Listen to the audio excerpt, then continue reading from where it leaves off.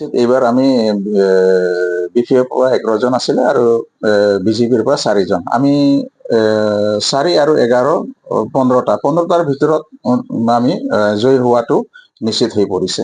আপুনি বিগত হয়, বদলাওটো মই দেখা নাই, কিন্তু অথচ যিটো এনিমেল হাজবেণ্ডাৰী এণ্ড ভেটেনাৰী ডিপাৰ্টমেণ্ট যিটো স্থলত থাকিব লাগিছিল, যিটো ষ্টেণ্ডাৰ্ডত থাকিব লাগিছিল, সেই ষ্টেণ্ডাৰ্ডটো খুবেই শোচনীয়।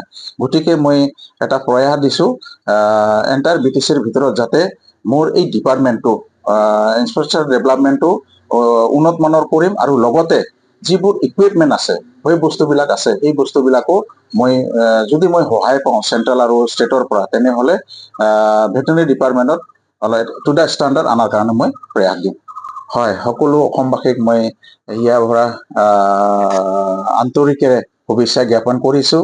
আপোনালোকে সকলোৱে খোলা মনেৰে আপোনালোকে বিহু উদযাপন কৰক, কাৰণ আমি আমাৰ অসমবাসীত এটা ৰঙালী বিহু, আৰু আমি সকলোৱে অসমবাসী হিচাপত এই ৰঙালী বিহুত আমি ৰং গৈ আমি সকলোৱে যিমানবোৰ অসমত ভাষা ভাষী আছোঁ, ধৰ্ম স্বাৱলম্বী আছোঁ, সকলোৱে মিলি আমি এক হৈ আমি বিহু উদযাপন কৰিবলৈ ওলাই আহক, আৰু সকলো অসমবাসীক মই শুভেচ্ছা জ্ঞাপন কৰিছোঁ। এইটো আশা ভোসলেৰ মৃত্যুৰ লগে লগে সকলো অসমকে ধৰি পুৰা ভাৰতবৰ্ষ মৰ্মান্তিক হৈছে, আৰু তেখেতৰ তাইৰ দৰে ছিংগাৰ আমি পাবলৈ টান হ'ব।